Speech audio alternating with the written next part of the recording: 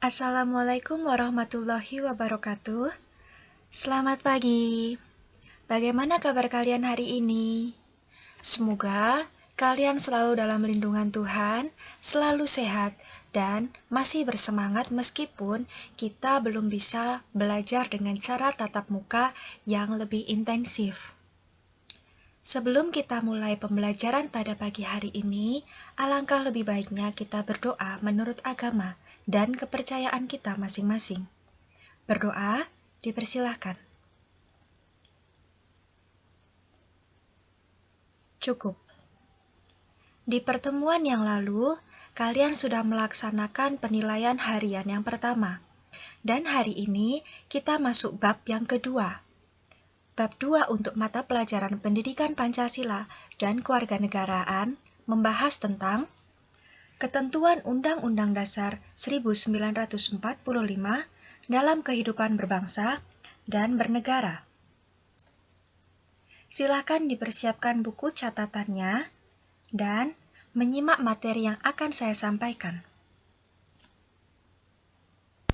Subbab yang A membahas tentang wilayah negara kesatuan Republik Indonesia. Yang pertama, memetakan wilayah negara kesatuan Republik Indonesia. Kalian pada saat ini berpijak dan hidup di wilayah negara Indonesia. Sebagai warga negara yang baik, tentu kalian harus mengenal karakteristik negara tercinta kita. Wilayah berarti daerah atau lingkungan yang menjadi area kepemilikan, kekuasaan, atau pengawasan. Wilayah memiliki batas-batas yang jelas dan diakui oleh masing-masing pihak yang memiliki kekuasaan tersebut. Wilayah Negara Kesatuan Republik Indonesia adalah salah satu unsur negara yang merupakan satu kesatuan wilayah daratan, perairan, udara, dan termasuk seluruh sumber daya kekayaan yang terkandung di dalamnya. Kalian masih ingat apa saja unsur negara? Ada 3. Yang pertama, wilayah. Yang kedua, rakyat. Dan yang ketiga, pemerintah yang berdaulat. Jadi sebuah negara harus memenuhi dan memiliki ketiga unsur yang disebutkan tadi. Indonesia merupakan negara kepulauan terbesar di dunia. Tercantum dalam pasal 25 huruf A, Undang-Undang Dasar Negara Republik Indonesia yang berbunyi, Negara Kesatuan Republik Indonesia adalah sebuah negara kepulauan yang berciri Nusantara dengan batas-batas dan hak-haknya yang ditetapkan oleh undang-undang. Sebagai negara kepulauan, sebagian besar wilayah Indonesia adalah perairan, maka Indonesia dijuluki sebagai Nusantara. Yaitu, Nusa itu maksudnya adalah pulau atau daratan, dan antara berarti daratan-daratan di antara perairan. Posisi Indonesia yang strategis membuat kedudukan Indonesia penting bagi dunia dari sudut sosial, ekonomi, politik, dan militer.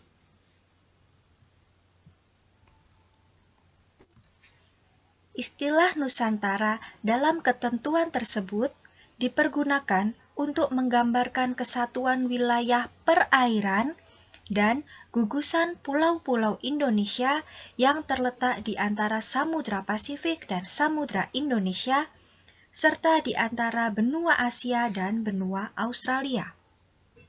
Sekarang, kita belajar tentang wilayah negara Indonesia. Berikut yang termasuk wilayah negara Indonesia. Yang pertama adalah wilayah daratan. Kalian tentu mengetahui wilayah daratan itu yang seperti apa. Di atas wilayah daratan berlangsung pemerintahan Republik Indonesia. Mengalir ratusan sungai, hamparan area hutan, sawah, dan kebun. Di atas wilayah daratan juga kita tinggal. Sedangkan di bawah daratan terkandung kekayaan alam berupa tambang, seperti emas, perak, batu bara, dan tembaga. Yang kedua adalah wilayah lautan. Berdasarkan Deklarasi Juanda 13 Desember 1957 yang menetapkan lebar laut Indonesia diukur 12 mil dari garis pantai. Wilayah laut Indonesia terdiri dari zona laut teritorial. Di sini sudah ada gambarnya, silahkan dicermati. Laut teritorial adalah berbatasan dari garis hayal. Itu ada di titik pantai yang berjarak 12 mil ke arah laut lepas.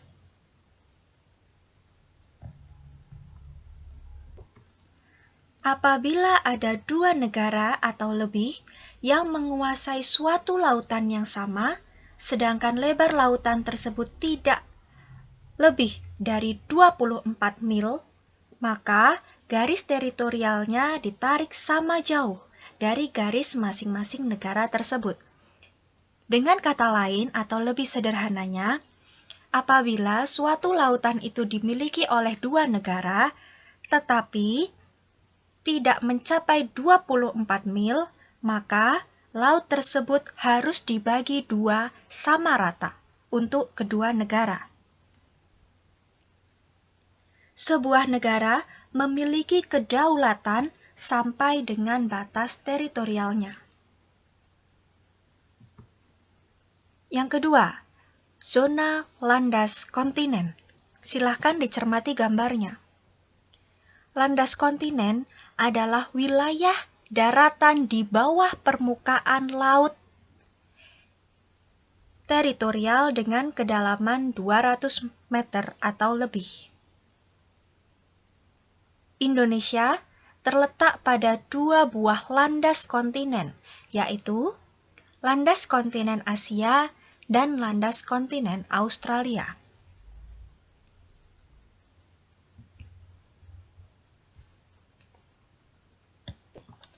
Yang ketiga, zona ekonomi eksklusif, yaitu merupakan wilayah laut dari suatu negara yang batasnya adalah 200 mil laut dari garis pantai. Jadi, ditarik garis dari pantai ke laut lepas sejauh 200 mil. Di wilayah itu, negara mempunyai hak untuk menggali kekayaan alam dan melakukan kegiatan ekonomi. Negara juga berhak menangkap nelayan asing yang ketahuan menangkap ikan di zona ekonomi eksklusifnya. Sampai di sini bisa dipahami ya. Yang ketiga adalah wilayah udara. Berdasarkan hukum internasional diatur dalam pasal 1 Konvensi Paris tahun 1919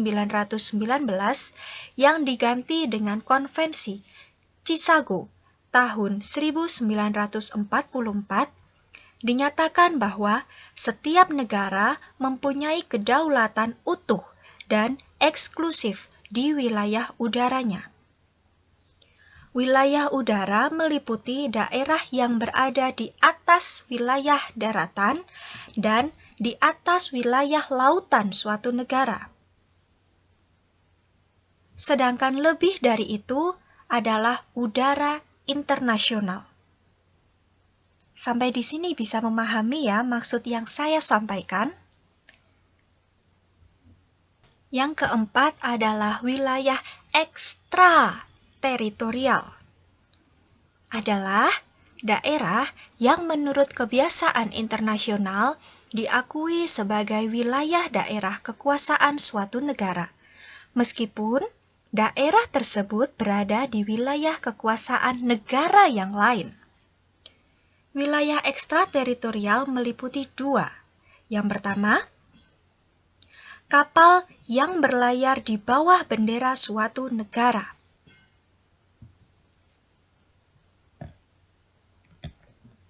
Kapal yang berlayar menggunakan bendera suatu negara dianggap sebagai wilayah negara yang benderanya dikibarkan di atas kapal, baik ketika kapal itu sedang berlayar di laut maupun berada di wilayah negara lain.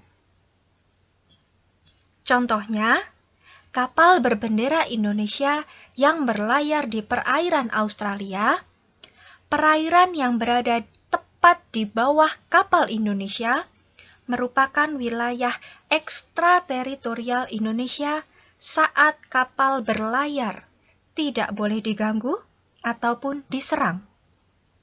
Dengan catatan, harus memiliki izin berlayar di wilayah tersebut. Paham? Wilayah ekstrateritorial yang kedua adalah kedutaan atau perwakilan tetap di wilayah negara lain. Suatu negara pasti memiliki wakil atau duta besar untuk negara yang lainnya. Dan ini merupakan wilayah ekstrateritorial. Langsung ke contohnya ya. Contohnya adalah Kedutaan Besar Indonesia untuk Irlandia. Berarti ada gedung Duta Besar Indonesia di wilayah kekuasaan negara Irlandia. Dan gedung Duta Besar Indonesia yang berada di Irlandia merupakan wilayah ekstrateritorial Indonesia di Irlandia. Jadi, semua orang yang mau masuk ke dalam gedung Duta Besar Indonesia di Irlandia harus dengan izin dari Duta Besar Indonesia. Kenapa? Karena gedung tersebut merupakan wilayah ekstrateritorial Indonesia di Irlandia. Paham ya? Selanjutnya, batas-batas wilayah Negara Kesatuan Republik Indonesia. Setiap negara memiliki wilayah kedaulatan masing-masing. Oleh karena itu, setiap negara harus mempunyai batas-batas wilayah yang jelas. Hal ini penting untuk menghindari berbagai perselisihan akibat kesalahpahaman.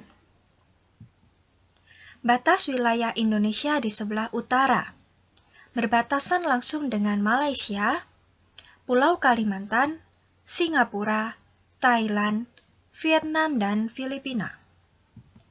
Batas wilayah Indonesia di sebelah barat berbatasan dengan Samudra Hindia, perairan negara India, Pulau Ronde di Aceh, dan Pulau Nicobar di India. Batas wilayah Indonesia di sebelah timur berbatasan dengan Papua Nugini dan Samudra Pasifik. Batas wilayah Indonesia di sebelah selatan berbatasan dengan Timor Leste, perairan Australia, dan Samudra Hindia. Sekarang adalah tugas kalian untuk belajar mandiri. Tugasnya menggambarkan wilayah lautan Indonesia yang terdiri dari zona teritorial, zona landas kontinen, dan zona ekonomi eksklusif. Berdasarkan penjelasan yang sudah saya sampaikan dan pemahaman kalian masing-masing, silahkan kalian menggambarkan bagaimana zona teritorial, bagaimana zona landas kontinen, bagaimana zona ekonomi eksklusif di Indonesia. Tugas yang kedua, gambarkan wilayah udara Indonesia. Berdasarkan penjelasan yang sudah saya sampaikan dan pemahaman yang kalian dapatkan. Dan yang ketiga, berikan contoh konkret atau contoh nyata wilayah ekstrateritorial yang terdiri dari yang pertama, kapal yang berlayar di bawah bendera suatu negara. Silahkan kalian menggambar kapal, menggambar perairan. Itu ada di negara mana? Silahkan. Dan yang kedua, berikan contoh konkret atau contoh nyata kedutaan atau perwakilan tetap di wilayah negara lain. Silahkan kalian mau menggambarkan gedung dari kedutaan negara mana yang berada di negara mana. Itu juga dituliskan berdasarkan penjelasan yang sudah saya sampaikan dan pemahaman kalian masing-masing.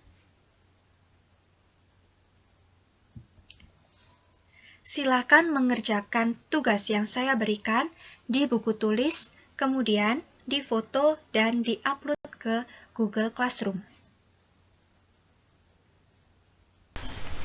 Sekian yang dapat saya sampaikan hari ini. Semoga bermanfaat. Jangan lupa dengan tugasnya, dan saya yakin kalian pasti bisa memahami apa yang saya sampaikan hari ini. Sampai jumpa minggu depan. Terima kasih dan wassalamualaikum warahmatullahi wabarakatuh.